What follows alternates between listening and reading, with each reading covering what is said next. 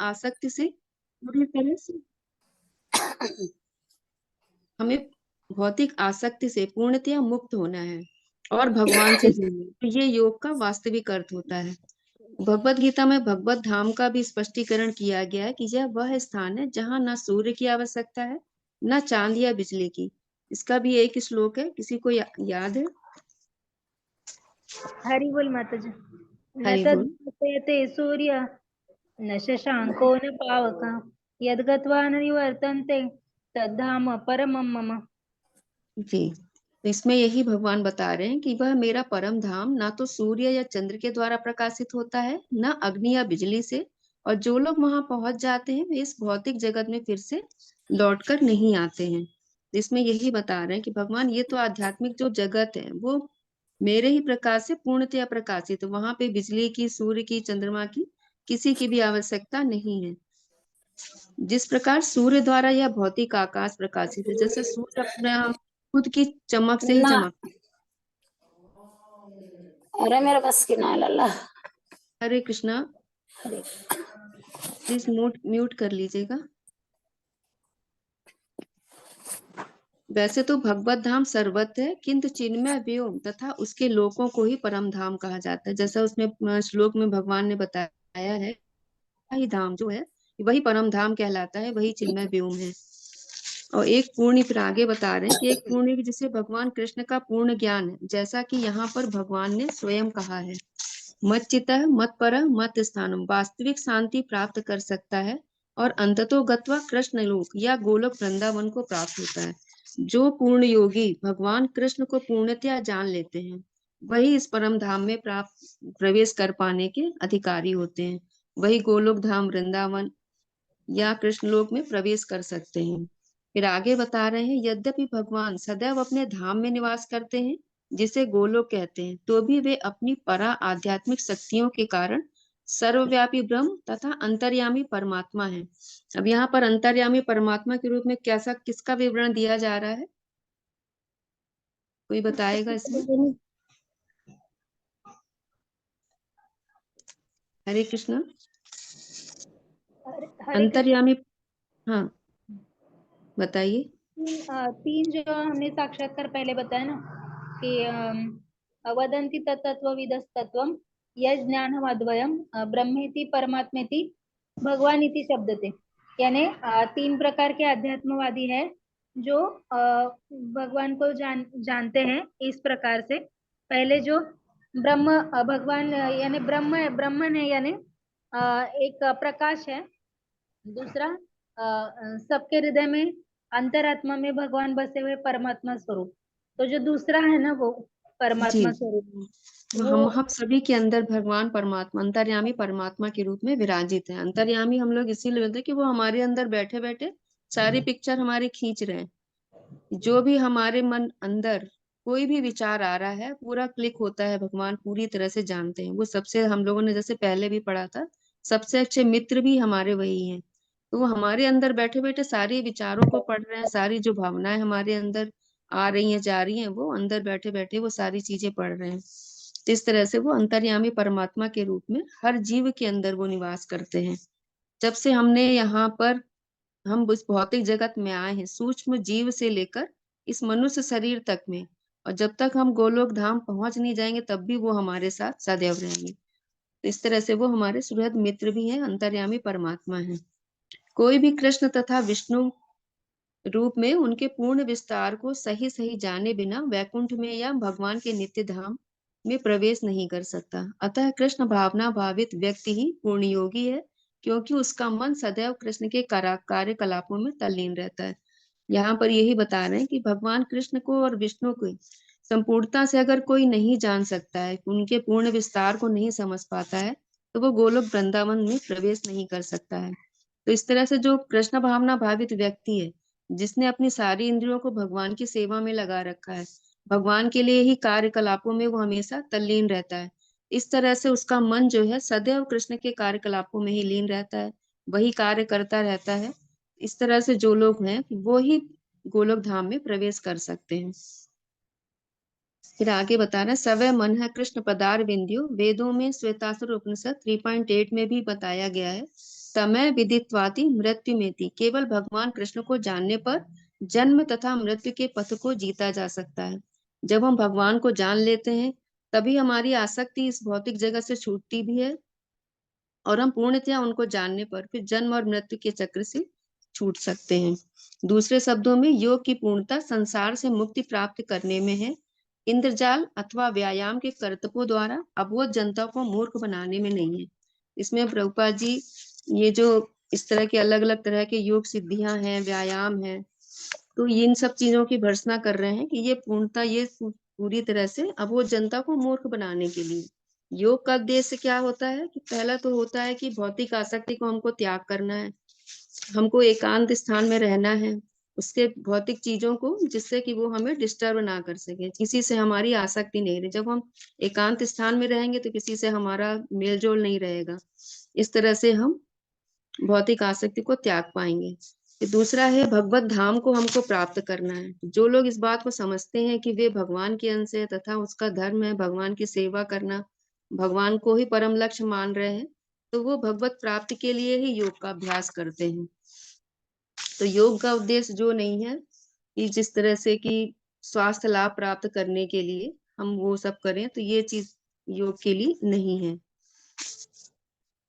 और कुछ योग का, इसमें कर्म योग का भी विवरण आता है, प्रभुपाद जी थोड़ा थोड़ा बता रहे हैं उसमें कि कर्म, अगर हम कर्म है कर रहे हैं कि सकाम कर्म के फल की इच्छा से कोई कर्म योग कर रहे हैं जो कि कर्मकांड में बताए गए हैं, तो वो भी योग का पार्ट नहीं है। निष्काम कर्म भी कर रहे हैं, निष्काम कर्म जो फल की इच्छा रखकर नहीं किए जा रहे, तो ये निष्काम कर्म कहलाते हैं। इसमें मनुष्य अपने कर्म से तो बन जाता है और कर्म ही पूजा के सिद्धांत पर ही कार्य करता है। और ज्ञान योग क्या है? ज्ञान योग को केंद्र में जब हम रखते हैं तो अपने आप को ही हम सेंटर में रखते हैं। ये हम परेशान होते हैं तो हम ज्ञान लेना चाह रहे हैं कि ब्रह्म में विलीन हो जाएंगे, शून्य में प्रवेश करेंगे और यहाँ से मुक्ति होने के लिए, तो ये भी, इसको भी सकाम कर्म ही बोला गया है कि आपने अपने आप को ही सेंटर में रखा है। इन चीजों की प्रभुपाद जी ने यहाँ पे भर्त्सना करी है कि हमको सिर्फ कृष्ण को ही ध्यान सेंटर में रखना है, कृष्ण के लिए कार्य करना है, उनको जानना है। तो इस तरह से जो योग होता है वही पूर्ण योग होता है। जी हरे आगे। कृष्ण माता जी, ये जो आजकल योग हेल्थ के पॉइंट ऑफ व्यू से सब इस जगह जगह करते हैं, शिविर लगे रहते हैं, तो वो जी फिर उसका पर्पस क्या है? वो स्वास्थ्य लाभ के लिए जनरली हम लोग भी देखते हैं कि प्राणायाम करा रहे हैं या अलग अलग योगासन करा रहे हैं, जी तो वो स्वास्थ्य लाभ के लिए। प्रॉपरली हमको ये नहीं बताया जाता कि योग का प्रॉपर अर्थ क्या है। योग का अर्थ हो गया आत्मा का परमात्मा से योग।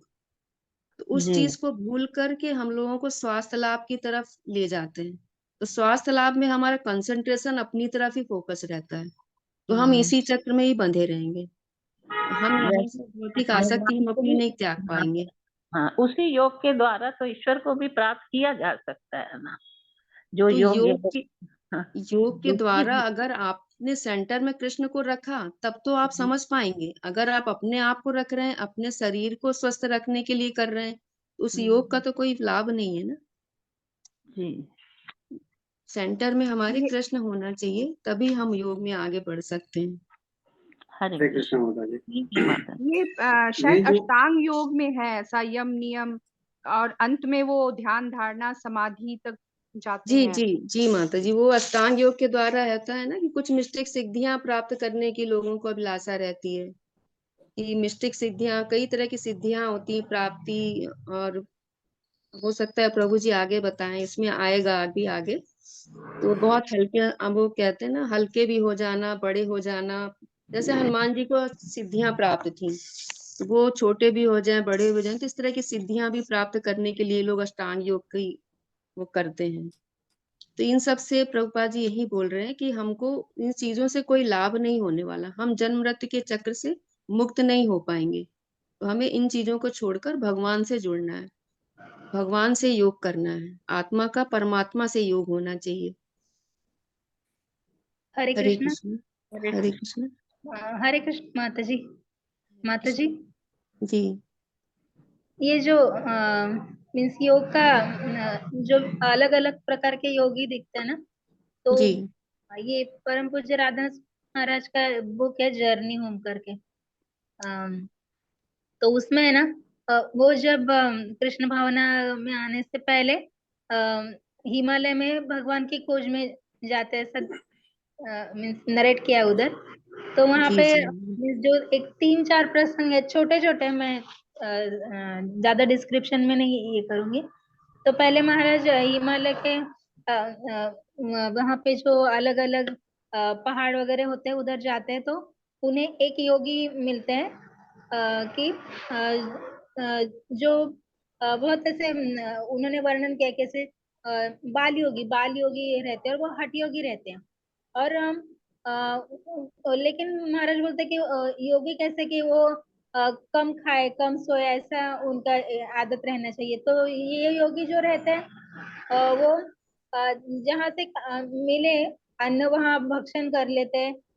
फिर मीठे चीजें देने की जो देते हैं उनको बोलते हैं कि मीठी चीजें दो।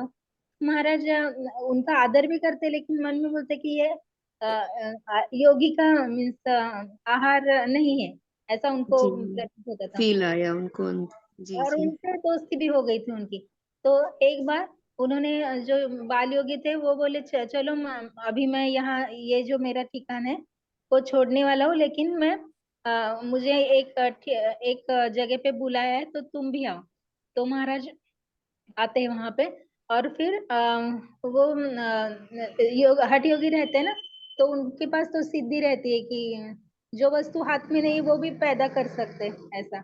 तो वो एक सबको आशीर्वाद देते देते वो मुट्ठी में से क्या बोलते हैं वालू रहते हैं ना, वालू को क्या बोलते हैं हिंदी में? सैंड। मिट्टी मिट्टी का पहाड़ बनाते हैं, थोड़ी थोड़ी थोड़ी मिट्टी छोड़ के। और जी सब आश्चर्यचकित होते हैं कि हाथ में कुछ नहीं इनके, लेकिन वो मिट्टी छोड़े जा रहे हैं। और सब नतमस्तक होते हैं और आगे चले जाते हैं। तो वो योगी बोलते हैं कि भाषण देते हैं और बोलते हैं कि ये जो देखिए मैं इतना छोटा जीव हूँ, लेकिन ये मिट्टी यहाँ से छोड़े जा रहा हूँ। तो भगवान कितने बड़े हैं कि एक साधारण जीव भी ये पैदा कर सकता है। तो भगवान ने पूरा ब्रह्मांड बनाया है और ये सब उनकी करनी है कि ये जो मुझे सिद्धि भी प्राप्त हुई उनकी कृपा से हुए।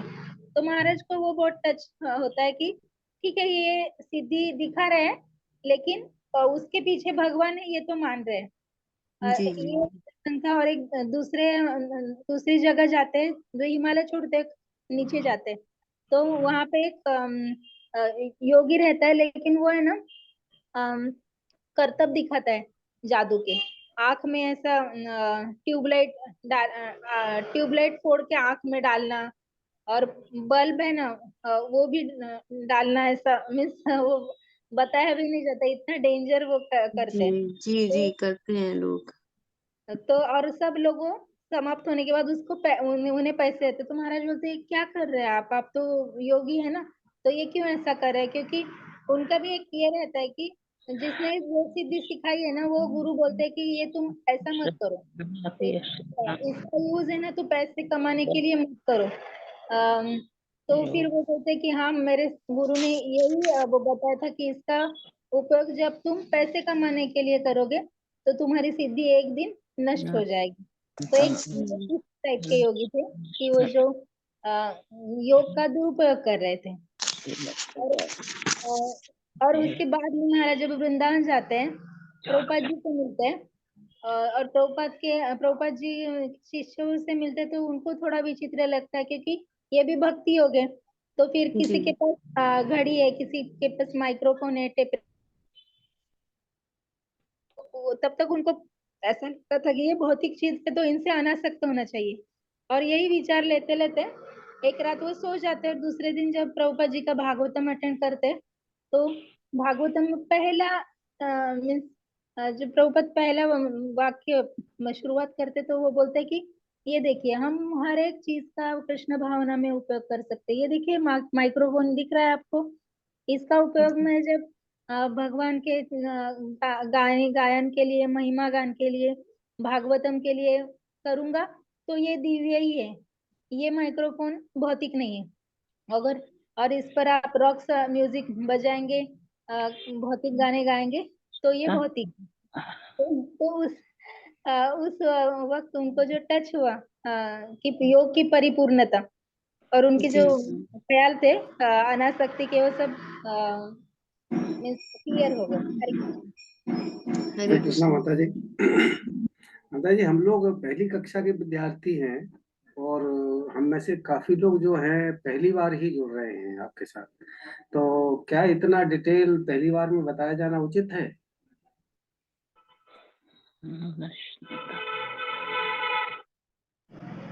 सॉरी सॉरी प्रभु जी।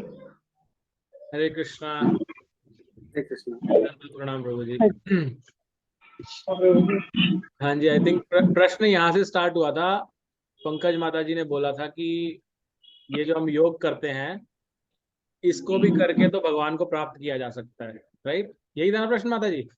जी जी हाँ, तो माता जी जो अष्टांग योग हम पढ़ रहे हैं ना, इसके अंदर 8 उसके लेवल्स आते हैं। जी अभी आए नहीं है, लेकिन आगे प्रभुपाद जी उसके बारे में बताएंगे, भगवत गीता में भी आएंगे, जिसमें यम नियम, मैंने अभी सर्च किया है, मेरे को खुद को ध्यान नहीं है। यम नियम आसन प्राणायाम प्रत्याहार धरण ध्यान और समाधि, ये 8 स्टेप आते हैं। तो जो रामदेव बाबा जी कराते हैं वो क्या है? आसन वाला लेवल है, तीसरा लेवल आसन एंड 8। प्राणायाम और दोनों। हाँ, आसना एंड प्राणायाम, तो 3rd एंड 4th स्टेप कराते हैं। टोटल स्टेप क्या है? 8 स्टेप है। तो जो भगवान जो मिलते हैं वो 8 स्टेप पे जाके मिलते हैं, ठीक है? और उसमें भी भगवान का कौन सा आत्मा, जो परमात्मा रूप है ना, वो मिलता है, क्योंकि वो समाधि ले लेते हैं अपने अंदर ही, वो इंट्रोस्पेक्ट करते हैं उसको, भगवान को परमात्मा रूप में मिलते हैं। तो जैसे हमने पिछले श्लोक में पढ़ा था तात्पर्य के अंदर, प्रभुपाद जी ने क्या बताया था? भगवान ये कह रहे हैं कि ये सब मार्ग कहीं ना कहीं लेके जाएंगे, आपके मेरे पास लाएंगे, लेकिन वो बहुत डिफिकल्ट रास्ते हैं, या फिर ये कह सकते हो आंशिक भगवान की उपलब्धि कराते हैं, क्योंकि भगवान तो साक्षात स्वरूप है उनका। तो उनको निराकार रूप में देखना, जो हमने पिछली बार पढ़ा था ना, ब्रह्मवादी या मायावादी, वो आंशिक भगवान को प्राप्त कर पाते हैं, लेकिन उनको उनकी प्रगति करते रहना चाहिए, क्योंकि वो धीरे धीरे करके वो भी परम सिद्धि को प्राप्त कर लेंगे। दूसरी चीज, ये वाला मार्ग में डिफिकल्टी क्या है, जो अभी हम जिस टॉपिक पे बात कर रहे थे, जो इवन ज्योति माता जी बता रही थी या इंदुलेखा माता जी बता रही थी, इस रास्ते की डिफिकल्टी ये है कि ये जो 8 स्टेप है ना, तो मान लीजिए आप अपने घर से निकले हैं। आप कहाँ रहते हैं माता जी? पंकज माता जी, आप कहाँ, कौन से शहर से हैं? कौन से शहर से हैं आप? दिल्ली से। दिल्ली से है ना? तो आप मान लीजिए अपने घर से आप निजामुद्दीन स्टेशन जाने के लिए निकले हैं, आपकी ट्रेन है जी आपको, आपका गोल क्या है? ट्रेन पकड़नी है आपको। हाँ जी लेकिन आप जब घर से निकले, आप रास्ते में थे, आपने एक देखा बहुत अच्छा बाजार दिखा रास्ते में, स्टेशन से है सिर्फ वो, मतलब आप अपने घर से आधे रास्ते में पहुंच गए स्टेशन के रास्ते में, लेकिन जब बाजार दिखा, आपने देखा वहां पे तो शॉपिंग की बहुत अच्छी जगह है, और आप जी। उतर गए, ऑटो से उतर गए, आपने कहा थोड़ा इंतजार करो, मैं आती हूँ अभी शॉपिंग करके। आप शॉपिंग करने में इतने व्यस्त हो गए, आप अपना एक्चुअल डेस्टिनेशन भूल ही गए। जी जी ये होता है अष्टांग योग के अंदर भय। जो इसकी लास्ट स्टेज है ना, समाधि, उससे जस्ट पहले माया अपना इतना प्रबल पाश फेंकती है हमारे, और वो पाश क्या है? वो है ये सिद्धियों का पाश, जिनकी भी बात चल रही थी। वो सिद्धियां इतनी पावरफुल होती हैं, क्योंकि हम, याद कीजिए, हम इस धरती पे क्यों आए हैं? जी क्योंकि हमें भगवान से ईर्ष्या थी, हम खुद स्वतंत्र होना चाहते थे, हम इंडिपेंडेंटली एंजॉयर बनना चाहते थे, स्वामी बनना चाहते थे, राइट? जी लेकिन अब धीरे धीरे करके हम वापस से प्रगति कर रहे हैं, ध्यान लगा रहे हैं, सब कर रहे हैं। तो जैसे ही हमें सिद्धियां मिलती हैं, आज की तारीख में जो ये बागेश्वर धाम के साथ हो रहा है, क्या हो रहा है? वो खुद से कह रहे हैं कि मैं नहीं हूं, लेकिन दुनिया क्या कह रही है? अरे भगवान है तो भगवान है, तो भगवान है ना? तो वो ये माया का पाश होता है, उस स्टेप पर सिद्धि से माया क्या कराती है?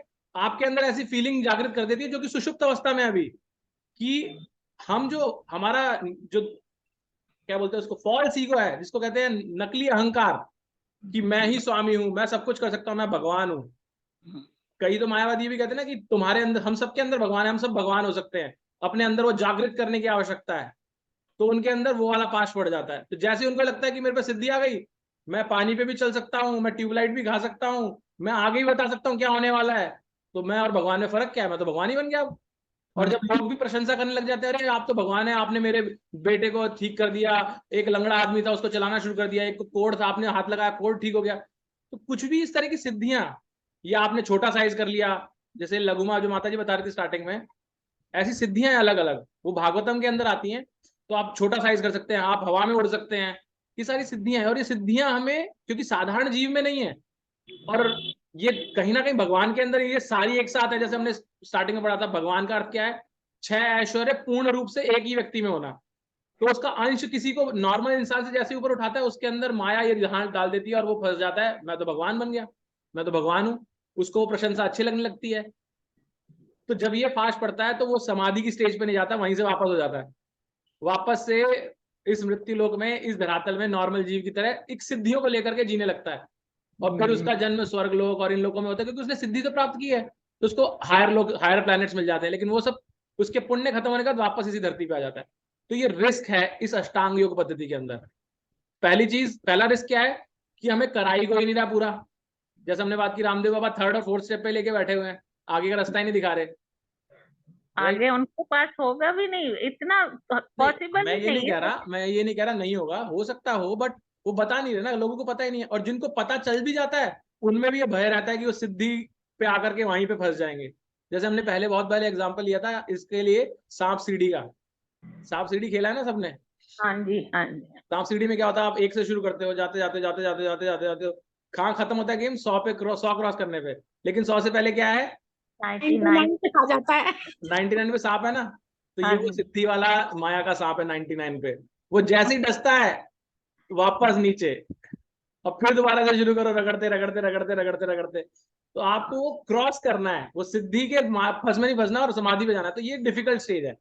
भक्ति में क्या है? भक्ति में कुछ नहीं है, भक्ति में कोई सांप सीढ़ी नहीं है। भक्ति में आप चल करते चलो, बस भगवान अपने आप ही प्रसन्न हो जाएंगे आपसे, बस भगवान को सेंटर में रखो। तो ये प्रभु डिफरेंस है। जी, ना कि हम जितनी इस भौतिक जगत में अब जितने ये करेंगे, क्या कहते हैं, भक्ति, तो अगले जन्म में उस सीढ़ी से ही आगे बढ़ेंगे हम लोग। हाँ हाँ, इवन फॉर दैट मैटर मैंने इसलिए बताया, ये जो सिद्धि वाला स्टेज है, जो समाधि है, ये भी है योग सिद्धि है ना। आगे इसी चैप्टर के अंदर आएगा, 41 श्लोक के अंदर भगवान बताएंगे कि जो ऐसे गिर जाते हैं, और मान लीजिए गिरा नीचे और उसके बाद उसकी डेथ हो गई, तो भगवान बताएंगे उनको भी हायर बर्थ मिलता था कि वो आगे शुरू कर सके जहां तक वो पहुंचे थे, क्योंकि वो भी कहीं ना कहीं भगवान को प्राप्त करने के लिए निकले थे ना। तो बस इसमें ये कि आप निजामुद्दीन जा रहे थे, आप बाजार में रुक गए, तो भक्ति का या इसका पार्ट ये है कि आप वो निजामुद्दीन अगले जन्म में वहीं उस बाजार में पैदा होंगे वापस से आगे जाने के लिए। ठीक है। अच्छा, तो अगर मर्जी हो, अगर उसकी इच्छा ना भी हो, तो भगवान ने हमें स्वतंत्रता दे रखी है कि हम क्या चाहते हैं। क्या? अगर हम स्टेशन पहुंच गए, ट्रेन में नहीं चढ़ना चाहते, ऐसा भी हो सकता है, स्टेशन पहुंच के वहीं खड़े रहें, ट्रेन में ना चढ़े। तो भगवान ने सब दे रखा है, ट्रेन में चढ़ना उद्देश्य है, लेकिन वहां तक पहुंच के ट्रेन तक चढ़ना, जब तक नहीं चढ़ेंगे तब तक यात्रा अधूरी है। ठीक है भाई? ओके, सॉरी इस टॉपिक को थोड़ा लंबा खिंच गया, बट मैं सबको जोड़ करके बताना चाह रहा था कि क्या इन सबको समझना कैसे। बात कर लीजिए ना प्रभु जी।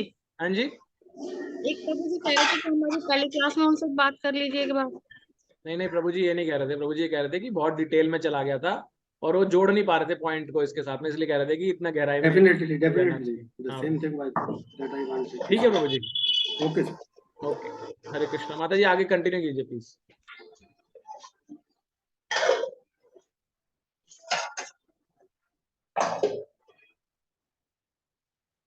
कौन से श्लोक में माता जी? अभी माता जी आप म्यूट है। 16 16 घंटी बज रही ना। सॉरी माता जी, क्या कह रहे हैं? आवाज नहीं आई आपकी। तो भी हमने म्यूट किया हुआ है अपने को मंदिर।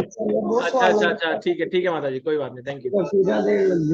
ठीक है, नेक्स्ट अभी अनुपम चंपक लता माता जी आप पढ़िए।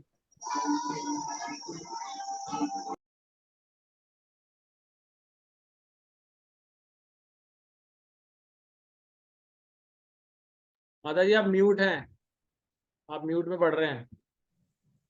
न अति अनस्त तु योग अति न च एकांतमनस्त न च अति स्वप्नशीलस्य जागृत न च नैव च अर्जुन। हे अर्जुन, जो अधिक खाता है या बहुत कम खाता है, जो व्यक्ति जो अधिक सोता है अथवा जो पर्याप्त नहीं सोता, उसके योगी बनने की कोई संभावना नहीं है। तात्पर्य, यहाँ पर योगियों के लिए भोजन तथा नींद के नियमन की संतुति की गई है। अधिक भोजन का अर्थ है शरीर तथा आत्मा को बनाए रखने के लिए आवश्यकता से अधिक भोजन करना। मनुष्यों को मांसाहार करने की आवश्यकता नहीं है, क्योंकि प्रचुर मात्रा में अन्न, शाक, फल तथा दूध उपलब्ध है। ऐसे सादे भोज्य पदार्थ भगवत गीता के अनुसार सतोगुणी माने जाते हैं। मांसाहार तो तमोगुणी के लिए है। अतः जो लोग मांसाहार करते हैं, मद्यपान करते हैं, धूम्रपान करते हैं और कृष्ण को भोग लगाए बिना भोजन करते हैं, वे पाप कर्मों का भोग करेंगे, क्योंकि वे केवल दूषित वस्तुएं खाते हैं। भुज्यते एम ते त्वमंगम पापा ये पंचता आत्म कारणात्। जो व्यक्ति इंद्रिय सुख के लिए खाता है या अपने लिए भोजन बनाता है, किंतु कृष्ण को भोजन अर्पित नहीं करता, वह केवल पाप खाता है। जो पाप खाता है और नियत मात्रा से अधिक भोजन करता है, वह पूर्ण योग का पालन नहीं कर सकता। सबसे उत्तम यही है कि कृष्ण को अर्पित भोजन के उच्चिष्ट भाग को ही खाया जाए। कृष्ण भावना भावित व्यक्ति कभी भी ऐसा भोजन नहीं करता जो इससे पूर्व कृष्ण को अर्पित न किया गया हो। अतः केवल कृष्ण भावना भावित व्यक्ति ही योगाभ्यास में पूर्णता प्राप्त कर सकता है। नहीं ऐसा व्यक्ति कभी योग का अभ्यास कर सकता है जो कृत्रिम उपवास की अपनी विधियां निकालकर भोजन नहीं करता। कृष्ण भावना भावित व्यक्ति शास्त्रों द्वारा अनुमोदित उपवास करता है। न तो वह आवश्यकता से अधिक उपवास रखता है, न ही अधिक खाता है। इस प्रकार वह योगाभ्यास करने के लिए पूर्णतः योग्य है। जो आवश्यकता से अधिक खाता है, वह सोते समय अनेक सपने देखेगा, अतः आवश्यकता से अधिक सोएगा। मनुष्य को प्रतिदिन 6 घंटे से अधिक नहीं सोना चाहिए। जो व्यक्ति 24 घंटों में से 6 घंटों से अधिक सोता है, वह अवश्य ही तमोगुणी है। तमोगुणी व्यक्ति आलसी होता है और अधिक सोता है। ऐसा व्यक्ति योग नहीं साध सकता। हरे कृष्णा। हरे कृष्णा। आई थिंक ये श्लोक अगेन काफी सेल्फ एक्सप्लेनेटरी है, क्या बताया गया है श्लोक के अंदर, राइट? सभी ने पढ़ लिया इसके बारे में, तो आगे बढ़ते हैं हम। किसी को कोई कभी क्वेश्चन हो तो आप वहाँ पे रोक के चर्चा कर सकते हैं, ठीक है? मैंने जैसे कल ही बताया था, काफी सेल्फ एक्सप्लेनेटरी श्लोक हैं ये, इसमें प्रोसेस बताई गई है। नेक्स्ट अगेन श्लोक आहार के ऊपर ही है, तो नेक्स्ट कुसुम शर्मा माता जी आप पढ़िए। हरे कृष्णा। पढ़िए माता जी। हरे कृष्णा।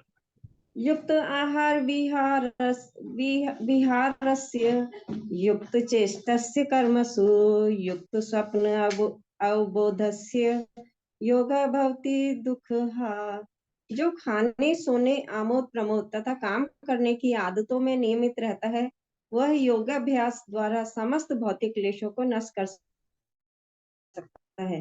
तात्पर्य: खाने, सोने, रक्षा करने तथा मैथुन करने में जो शरीर की आवश्यकताएं हैं, अति करने से योगाभ्यास की प्रगति रुक जाती है। जहाँ तक खाने का प्रश्न है, इससे तो प्रसादम या पवित्रीकृत भोजन के रूप में नियमित बनाया जा सकता है। भगवत गीता 9.26 के अनुसार भगवान कृष्ण को शाक, फूल, फल, अन्न, दुग्ध आदि भेंट किए जाते हैं। इस प्रकार एक कृष्ण भावना भावित व्यक्ति को ऐसा भोजन न करने का स्वतः प्रशिक्षण प्राप्त रहता है जो मनुष्य के खाने योग्य नहीं होता या कि सतोगुणी नहीं होता। जहाँ तक सोने का प्रश्न है, कृष्ण भावना भावित व्यक्ति कृष्ण भावना मृत में कर्म करने में निरंतर सतर्क रहता है, अतः निद्रा में वह व्यर्थ समय नहीं गंवाता। अव्यर्थ कालत्वम: कृष्ण भावना भावित व्यक्ति अपना 1 मिनट का समय भी भगवान की सेवा के बिना नहीं बिताना चाहता, अतः वह कम से कम सोता है। इसके आदर्श शील रूप गोस्वामी है, जो कृष्ण की सेवा में निरंतर लगे रहते थे और दिन भर में 2 घंटे से अधिक नहीं सोते थे और कभी कभी तो उतना भी नहीं सोते थे। ठाकुर हरिदास तो अपनी माला में 3 लाख नामों का जप किए बिना न तो प्रसाद ग्रहण करते थे और न सोते ही थे। यहाँ तक कार्य का प्रश्न है, कृष्ण भावना भावित व्यक्ति ऐसा कोई भी कार्य नहीं करता जो कृष्ण से संबंधित न हो। इस प्रकार उसका कार्य सदैव निमित्त रहता है और इंद्रिय तृप्ति से अदूषित, क्योंकि कृष्ण भावना भावित व्यक्ति के लिए इंद्रिय तृप्ति का प्रश्न ही नहीं उठता। अतः उसे तनिक भी भौतिक अवकाश नहीं मिलता, क्योंकि वह अपने कार्य, वचन, निद्रा, जागृति तथा अन्य सारे शारीरिक कार्यों में निमित्त रहता है, अतः उसे कोई भौतिक दुख नहीं सताता। हरे कृष्णा। इसमें सिर्फ इम्पोर्टेंट यही है, 9.26 आगे आएगा जिसमें बताया गया भगवान क्या खाते हैं, पत्रम पुष्पम फलम तोयम, भगवान ये 4 चीजें ग्रहण करते हैं। दूसरा यहाँ एग्जाम्पल दिया गया है रूप गोस्वामी और हरिदास ठाकुर, जो 3 लाख माला जप माला बताया गया, जिसके बिना वो प्रसाद भी नहीं खाते थे पूरे दिन में। 3 लाख जप माला क्या है? ये 3 लाख नाम भगवान के। 3 लाख नाम का मतलब है 192 माला। जो आप अभी ग्रुप के अंदर लिखते हैं ना, मैंने 2 माला की, मैंने 16 माला की, ऐसी वो प्रतिदिन 192 माला करते थे। 192 माला करने में कम से कम, कहीं नहीं गए तो 18 से 21 घंटे लगते ही हैं। बहुत अच्छी प्रैक्टिस है तो 18 घंटे लगते हैं, और ना 21 घंटे नॉर्मल है। 24 घंटे में से 21 घंटे अगर कोई जप माला जप ही कर रहा है, और उसके बाद क्या कर रहा है, उसके बाद प्रसाद ग्रहण कर रहा है, राइट। तो इतने हमारे जो आचार्य, हमारी जो गुरु परंपरा है, उसमें इतने सिंसियर आचार्य हुए हैं कि उनका हमें अनुगमन करना है। उन्होंने क्या हमें सिखाया है, क्या शिक्षाएं दी हैं। अगेन ये करना, अरे हरिदास जी करते थे, मैं भी 192 राउंड कर लूंगा, हम 2 दिन बाद बीमार भी पड़ जाएंगे। तो कॉपी नहीं करनी है, लेकिन क्या करना है, उनके उपदेशों का पालन करना है। उन्होंने क्या बोला है, भगवान का नाम जप करो, और क्या करो, जैसे श्रीनादपि सुनीचैन, अपने आप के अंदर अहंकार मत लाओ, बिल्कुल घास के तिनके की तरह रहो। तो जो हमें उपदेश दिए, उन उपदेशों का पालन करना। उनके आज जो उन्होंने किया है उसको कॉपी नहीं करना, क्योंकि वो बहुत ही दिव्य पुरुष थे सारे, राइट। तो ये श्लोक में पढ़ा। नेक्स्ट कल्पना माता जी आप पढ़िए। जी प्रभु जी। यदा विनीयन्तं चित्तमात्मन्येवावतिष्ठते निःस्पृहः सर्वकामेभ्यो युक्त इत्युच्यते सदा। जब योगी योगाभ्यास द्वारा अपने मानसिक कार्यकलापों को वश में कर लेता है और अध्यात्म में स्थित हो जाता है, अर्थात समस्त भौतिक इच्छाओं से रहित हो जाता है, तब वह योग में सुस्थिर कहा जाता है। तात्पर्य: साधारण मनुष्य की तुलना में योगी के कार्यों में यह विशेषता होती है कि वह समस्त भौतिक इच्छाओं से मुक्त रहता है, जिसमें मैथुन प्रमुख है। एक पूर्ण योगी अपने मानसिक कार्यों में इतना अनुशासित होता है कि उसे कोई भी भौतिक इच्छा विचलित नहीं कर सकती। यह सिद्ध अवस्था कृष्ण भावना भावित व्यक्तियों द्वारा स्वतः प्राप्त हो जाती है, जैसा कि श्रीमद् भागवत में 9.4.18 और 20 कहा गया है। डायरेक्ट आप अर्थ पढ़िए, डायरेक्ट अर्थ पढ़िए। जी। राजा अम्बरीश ने सर्वप्रथम अपने मन को भगवान के चरण कमलों पर स्थिर कर दिया, फिर क्रमशः अपनी वाणी को कृष्ण के गुणानुवाद में लगाया। हाथों को भगवान के मंदिर को स्वच्छ करने, कानों को भगवान के कार्यकलापों को सुनने, आंखों को भगवान के दिव्य रूप का दर्शन करने, शरीर को अन्य भक्तों के शरीरों का स्पर्श करने, घ्राणेन्द्रिय को भगवान पर चढ़ाए गए कमल पुष्प की सुगंध सूंघने, जीभ को भगवान के चरण कमलों पर चढ़ाए गए तुलसी पत्रों का स्वाद लेने, पांवों को तीर्थ यात्रा करने तथा भगवान के मंदिर तक जाने, सिर को भगवान को प्रणाम करने तथा अपनी इच्छाओं को भगवान की इच्छा पूरी करने में लगा दिया। ये सारे दिव्य कार्य शुद्ध भक्त के सर्वथा अनुरूप हैं। निर्विशेषवादियों के लिए यह दिव्य व्यवस्था अनिर्वचनीय हो सकती है, किंतु कृष्ण भावना भावित व्यक्ति के लिए यह अत्यंत सुगम एवं व्यवहारिक है। जैसा कि महाराज अम्बरीश की उपरिवर्णित जीवनचर्या से स्पष्ट हो जाता है, तब तक निरंतर स्मरण द्वारा भगवान के चरण कमलों में मन को स्थिर नहीं कर लिया जाता, तब तक ऐसे दिव्य कार्य व्यवहारिक नहीं बन पाते। अतः भगवान की भक्ति में इन विहित कार्यों को अर्चन कहते हैं, जिसका अर्थ है समस्त इंद्रियों को भगवान की सेवा में लगाना। इंद्रियों तथा मन को कुछ न कुछ कार्य चाहिए, कोरा निग्रह व्यवहारिक नहीं है। अतः सामान्य लोगों के लिए, विशेषकर जो लोग संन्यास आश्रम में नहीं हैं, ऊपर वर्णित इंद्रियों तथा मन का दिव्य कार्य ही दिव्य सफलता की सही विधि है, जिसे भगवत गीता में युक्त कहा गया है। हरे कृष्णा प्रभु। हरे कृष्णा माता जी। इस श्लोक के अंदर जो इम्पोर्टेंट चीज क्या बताई गई है कि ये अम्बरीश महाराज की जो बताई गई है ना, कि जो यहाँ भगवान क्या कहते हैं, जब योगी योगाभ्यास द्वारा अपने मानसिक कार्यकलापों को वश कर लेता है, अध्यात्म स्थिर हो जाता है, तो समस्त भौतिक इच्छाओं से रहित हो जाता है। तो यहाँ भगवान ने बता रहे हैं, प्रभुपाद जी कह रहे हैं कि ये ध्यान योगी का कंपैरिजन किया गया है, बट प्रभुपाद जी यहाँ पर हर जगह भक्ति को कंपेयर कर रहे हैं। भक्ति को बता रहे हैं कि भक्त जो होता है, जैसे राजा अम्बरीश के बारे में बताया, तो उसको ये स्वाभाविक है, उसके लिए उसको अलग से एफर्ट नहीं डालने। क्यों नहीं डालने? क्योंकि उसने अपने जीवन के अंदर, जब हम बोलते हैं ना भगवान को सेंटर में रखना, सेंटर में रखने का मतलब है आपकी जो भी कार्यकलाप है उसमें भगवान होंगे, राइट। जैसे यहाँ पे अम्बरीश महाराज का बताया कि वो चरणों को किस लिए करते थे उपयोग, मंदिर जाने के लिए, वाणी का भगवान के गुणगान करने के लिए, हाथों का मंदिर की सफाई करने के लिए। तो ऐसे अलग अलग जो हमारे अंग हैं, हमारी इंद्रियां हैं, जिनके बारे में हम पहले भी चर्चा कर चुके हैं, इन सब का उपयोग वो कैसे करते थे। जैसे एग्जाम्पल, एक मैं अपना पर्सनल एग्जाम्पल अभी यहाँ शेयर करूंगा, मतलब मेरा एक्सपीरियंस है ये। हम लोग अभी दिसंबर में वृंदावन यात्रा पे गए थे। वहाँ पे हमारे काउंसलिंग ग्रुप के कम से कम 100 भक्त साथ में गए थे हमारे। वहाँ पे हम जब रमन रेती में गए, तो रमन रेती में पहली बार हम इतना ज्यादा उस रेत के अंदर लोटपोट हुए, क्योंकि वहाँ भगवान खेलते तो ऐसा बोलते हैं कि उस रेत के अंदर सभी भक्तों को लोटपोट होना चाहिए रेत के अंदर। तो वहां पर जैसे साधारण तौर पे क्या होता है, कोई भी नॉर्मल लोग होते हैं जब मिट्टी में खेल रहे हैं तो एक दूसरे को उठा उठा के डालते हैं ना मिट्टी के अंदर, लिटाते हैं, पकड़ के लाते हैं। तो वहां पे हमारे भक्त भी ऐसे ही कर रहे थे कि 2 या 4 भक्त पकड़ के किसी को ला रहे हैं, उसको ऊपर मिट्टी में डाल रहे हैं उसके अंदर, या मिट्टी में लुटा रहे हैं उसको।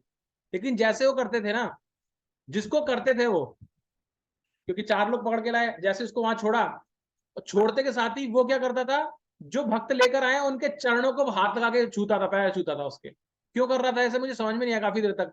फिर मुझे समझ में आया कि वो भक्तों के चरण धूलि प्राप्त करना चाह रहे हैं। तो ये भाव की, जैसे यहाँ लिखा है ना, शरीर को, अन्य भक्तों के शरीर को स्पर्श करने के लिए करते थे अमरीश महाराज। तो वो उनकी, क्योंकि भगवान की धूलि तो है ही उस रमण रेती में, लेकिन क्योंकि भक्तों का भी वहां है और भक्त मदद कर रहे हैं उसको भगवान की चरण धूलि दिलाने में, इसलिए उनको भी चरण स्पर्श कर रहा है, उनके पैरों को छू रहा है। तो वो एक अलग एक्सपीरियंस था। तो इस तरह से भक्तों के लिए बहुत ही स्वाभाविक हो जाता है, उनको अलग से कुछ करने की जरूरत नहीं है। फिर इसके अलावा और क्या बताया, यही व्यवहारिकता बताई गई है श्लोक के अंदर। आगे बढ़ते हैं, एक और श्लोक लेते हैं। नेक्स्ट, सचिनंदन हरिदास प्रभु पढ़ेंगे प्रभु जी आप? हरे कृष्णा प्रभु जी, पढ़िए प्लीज।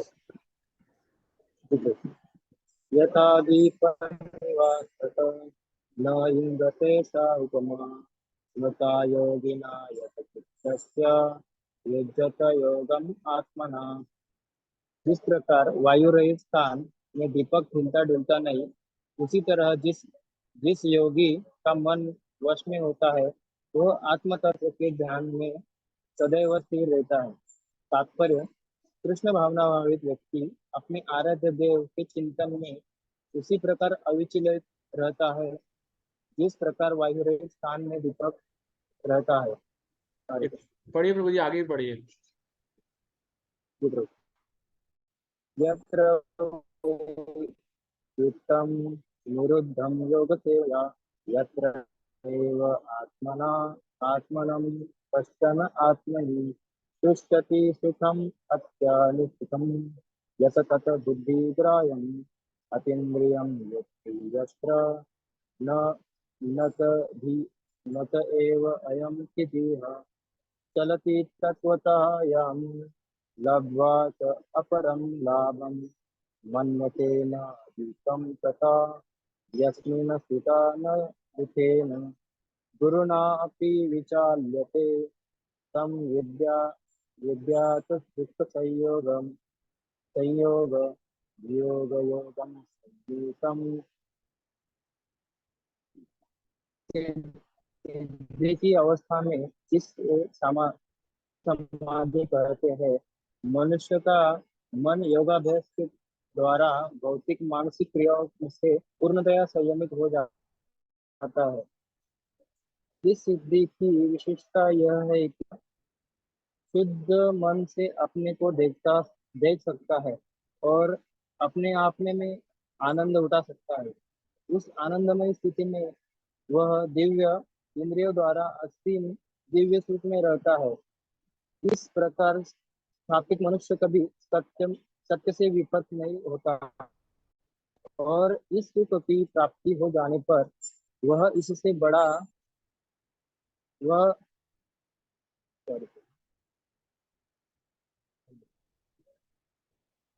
बड़ा कोई दूसरा लाभ नहीं मानता।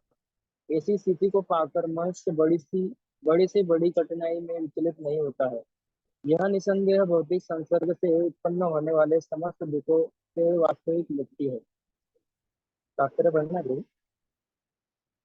यस प्रभु जी, हाँ। तात्पर्य, योगाभ्यास से मनुष्य भौतिक धारणाओं से क्रमशः विरक्त होता जाता है। यह योग का प्रमुख लक्षण है।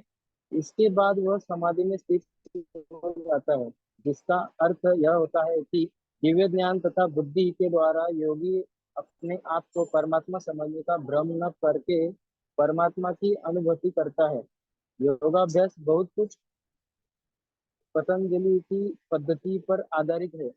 कुछ अप्रामाणिक भाष्यकार जीवात्मा तथा परमात्मा में अभेद स्थापित करने का प्रयास करते हैं और अद्वैतवादी इसे मुक्ति मानते हैं, किंतु वह पतंजलि की योग पद्धति के वास्तविक प्रयोजन को नहीं जानते। पतंजलि पद्धति में दिव्य आनंद को स्वीकार किया गया है, किंतु अद्वैतवादी इस दिव्य आनंद को स्वीकार नहीं करते, क्योंकि उन्हें भ्रम है कि इसमें कहीं अनेक अद्वैतवाद में बाधा न उपस्थित न हो जाए। अद्वैतवादी ज्ञान तथा ज्ञाता के द्वैत को नहीं मानते, किंतु इस श्लोक में दिव्य इंद्रियों द्वारा आनंद को स्वीकार किया गया है।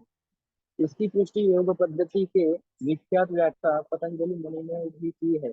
योग सूत्र में 3.30 पुरुषार्थ शून्यानां गुणानां प्रतिप्रवसा कैवल्यं स्वरूप प्रतिष्ठा वा चिति शक्ति।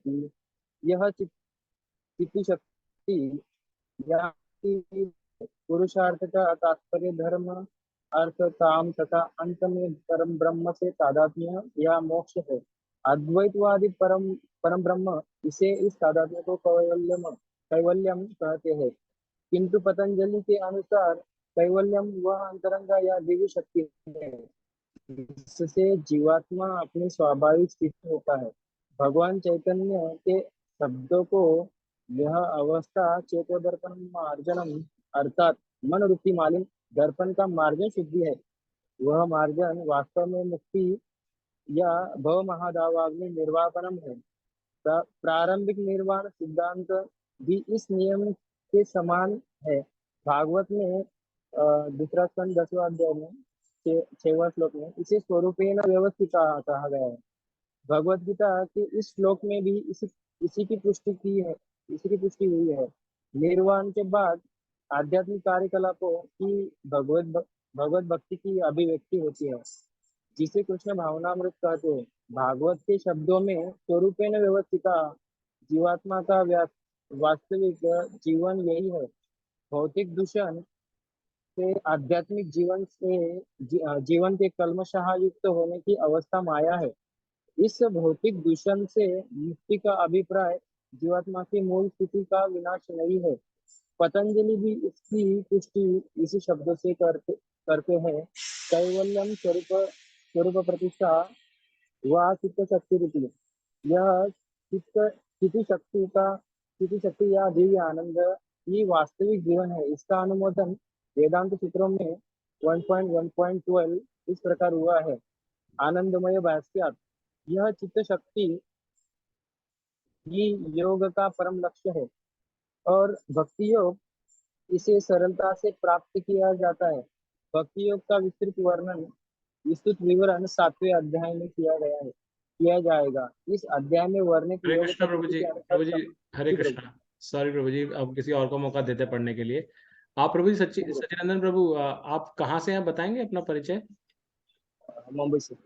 मुंबई से हैं। आप नए जुड़े हैं ग्रुप में? एक्चुअली पुराना ही हूँ, पर आज मैं कभी मिस हो जाता है। ओके, थैंक यू प्रभु जी, धन्यवाद। हरे कृष्ण, धन्यवाद, प्रणाम। ओके, नेक्स्ट पंकज माता जी आप पढ़िए। हरे कृष्ण प्रभु जी। यहाँ से इस अध्याय से अध्याय में वर्णित योग पद्धति के अनुसार समाधियां 2 प्रकार की होती हैं, संप्रज्ञात तथा असंप्रज्ञात समाधियां। जब मनुष्य विभिन्न दार्शनिक शोधों के द्वारा दिव्य स्थिति को प्राप्त होता है तो ये कहा जाता है कि उसे संप्रज्ञात समाधि प्राप्त हुई है। असंप्रज्ञात समाधि में संसारी आनंद से कोई संबंध नहीं रहता, क्योंकि इसमें मनुष्य इंद्रियों से प्राप्त होने वाले सभी प्रकार के सुखों से परे हो जाता है। इस प्रकार इस दिव्य स्थिति को प्राप्त कर लेने पर योगी कभी उससे डिगता नहीं। जब तक योगी इस स्थिति को प्राप्त नहीं कर लेता तब तक वह असफल रहता है। आजकल के तथाकथित योगाभ्यास में विभिन्न इंद्रिय सुख सम्मिलित है जो योग के सर्वथा विपरीत हैं। योगी होकर यदि कोई मैथुन तथा मादक द्रव्य सेवन में अनुरक्त होता है तो वह उपहासजनक है। यहाँ तक कि योगी योग की सिद्धियों के प्रति आकृष्ट रहते हैं, वे भी योग में आरूढ़ नहीं कहे जा सकते। यदि योगी जन योग की अनुषांगिक वस्तुओं के प्रति आकृष्ट हैं तो उन्हें सिद्ध अवस्था को प्राप्त नहीं हुआ कहा जा सकता, जैसा कि श्लोक में कहा गया है। अतः जो व्यक्ति आसनों के प्रदर्शन या सिद्धियों के चक्कर में रहते हैं उन्हें ये समझ लेना चाहिए कि इस प्रकार से योग का मुख्य उद्देश्य ही समाप्त हो जाता है। देखा माता जी, वही आ गया ना जो मैंने बताया था। हाँ जी, हाँ वही जी। इस युग में योग की सर्वोत्तम पद्धति कृष्ण भावना अमृत में है, जो निराशा उत्पन्न करने वाली नहीं है। एक कृष्ण भावना भावित व्यक्ति अपने धर्म में इतना सुखी रहता है कि उसे अन्य सुख की आकांक्षा नहीं रह जाती। इस दंभ प्रधान युग में हठ योग, ध्यान योग तथा ज्ञान योग का अभ्यास करते हुए अनेक अवरोध आ सकते हैं, किंतु कर्म योग या भक्ति योग के पालन में ऐसी समस्या सामने नहीं आती। जब तक शरीर रहता है तब तक शरीर की आवश्यकताओं, आहार, निद्रा, भय तथा मैथुन को पूरा करना होता है, किंतु जो व्यक्ति शुद्ध भक्ति योग में अथवा कृष्ण भावना अमृत में स्थित होता है वे शरीर की आवश्यकताओं की पूर्ति करते समय इंद्रियों को उत्तेजित नहीं करता। प्रयुक्त वह घाटे के सौदे का सर्वोत्तम उपयोग करके जीवन की न्यूनतम आवश्यकताओं को स्वीकार करता है और कृष्ण भावना अमृत में दिव्य सुख भोगता है। वह दुर्घटनाओं, रोगों, अभावों और यहाँ तक कि अपने प्रियजनों की मृत्यु जैसी आपातकालीन घटनाओं के प्रति भी निरपेक्ष रहता है, किंतु कृष्ण भावना अमृत या भक्ति योग संबंधी अपने कर्मों को पूरा करने में वह सदैव सचेत रहता है। दुर्घटनाएं उसे कर्तव्य पथ से विचलित नहीं कर पाती, जैसा कि भगवत गीता में कहा गया है। आगमा पाइनो अनित्य वह इन प्रासंगिक घटनाओं को सहता है क्योंकि वह ये भली भांति जानता है कि ये घटनाएं ऐसे ही आती जाती रहती हैं और इनसे उसके कर्तव्य पर कोई प्रभाव नहीं पड़ता। इस प्रकार वह योगाभ्यास में परम सिद्धि प्राप्त करता है। हरे कृष्णा। हरे कृष्ण माता जी। तो अगेन इसमें काफी चीजें तो जो हमने पहले पढ़ी थी वही सब आई हैं इसके अंदर, जो मैंने चर्चा भी की थी। इसमें उसी को प्रभुपाद जी ने और ढंग से समझाया है। जो मैंने बताया था ना कि ऐसे व्यक्ति क्या करते हैं, उनके अंदर ये होता है कि हम परमात्मा में लीन हो जाएंगे और हम एक ही बन जाएंगे, उसको बोला गया है अद्वैतवाद बोला जाता है। अद्वैतवादी मुक्ति की स्टेज को एक्चुअल में योग सिद्धि जिसको समाधि बताया गया है वो है कि आप ये एहसास कर पाते हैं कि आप इस शरीर नहीं है, आत्मा है, आप इस शरीर से अलग हैं। और जब ये एहसास कर पाते तो आप ये भी समझ पाते हैं कि आपका असली अस्तित्व क्या है भगवान के साथ में, भगवान कौन है और आप उनके एक अंश हैं। तो ये जो अनुभूति हो पाती है इसको समाधि कहा जाता है, एक्चुअल समाधि। लेकिन अद्वैतवाद जो फॉलो करते हैं, अद्वैतवाद का मतलब क्या है? द्वैत का मतलब होता है दो, एक ये, यानी कि मैं अलग भगवान अलग। और अद्वैत क्या होता है? एक, भगवान और मैं एक ही है, जो मैंने पहले बताया था आपको। क्यों कहते हैं हम सब के अंदर भगवान है, हम सब भगवान में ध्यान लगाएंगे तो हम सब भगवान बन जाएंगे। तो वो समाधि को बोलते हैं कि तुम भगवान बन जाते हो। तो ये वाली स्टेज ये गड़बड़ है इसके अंदर, और इसी में ही लोग माया के द्वारा भ्रमित होकर के खो जाते हैं। प्रभुपाद जी ने उसका बहुत डिटेल में एक्सप्लेनेशन दिया, अलग अलग सिद्धांतों के बेसिस पे, अलग अलग पतंजलि योग पद्धति के बेस पे, भागवतम के बेस पे। तो हम उस पर उधर नहीं जा रहे हैं, बट उद्देश्य यही है कि योग सिद्धि जो यहाँ बताई गई है, सिद्धियां हमें क्या करती हैं? योग पद पे आगे बढ़ने से रोकती हैं सिद्धियां। तो हमें जो व्यक्ति सिद्धियों के चक्कर में या प्रदर्शन में लग जाता है वो आगे नहीं बढ़ पाता, उसका मुख्य उद्देश्य से खो जाता है, जो हमने पहले चर्चा की थी। इसलिए प्रभुपाद जी बता रहे हैं कि इस जगत के अंदर जितने भी अलग अलग तरीके हैं, चाहे हठ योग हो, ध्यान योग हो, ज्ञान योग हो, इनमें कुछ ना कुछ तो डिफिकल्टी आएगी, लेकिन भक्ति योग क्या है वो आसानी से उसको पालन किया जा सकता है। तो ये हमने इसमें पढ़ा। इससे पहले वाले श्लोक के अंदर जो प्रभु जी ने पढ़ा था उसमें भी ये तो छोटा ही श्लोक था एक, तो उसमें बस यही बताया गया कि जैसे शांत रहता है, कहीं पर हवा ना चल रही हो, वहां पे दीपक कैसे शांति से खड़ा रहता है, एकदम स्टेबल। उसी तरह से जो व्यक्ति भगवान की भक्ति में अविचल भाव से लगा हुआ है, वो बिल्कुल वैसी है जैसे वायु रहित सब जगह पर एक दीपक जलता है बिना हिला डुले। तो ये इसके बारे में यहाँ बताया गया है। अभी तक किसी का कोई प्रश्न या कोई कुछ ऐड करना चाहता है? क्योंकि हम आगे नहीं बढ़ेंगे, हम यहाँ रुक जाएंगे आज। कल 24वें श्लोक से स्टार्ट करेंगे। किसी को कुछ ऐड करना है या कोई प्रश्न? नहीं तो फिर हम हरि नाम जप करेंगे।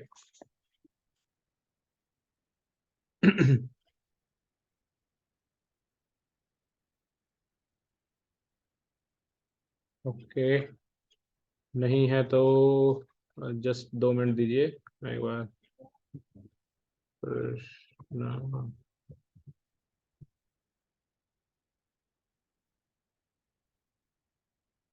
मैं उसको ढूंढ लेता हूँ एक बार, जो हम डेली सुनते हैं। हाँ, मिल गया।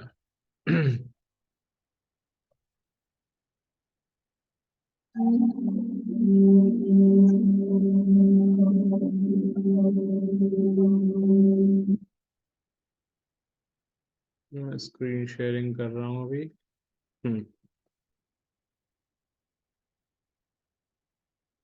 Okay, record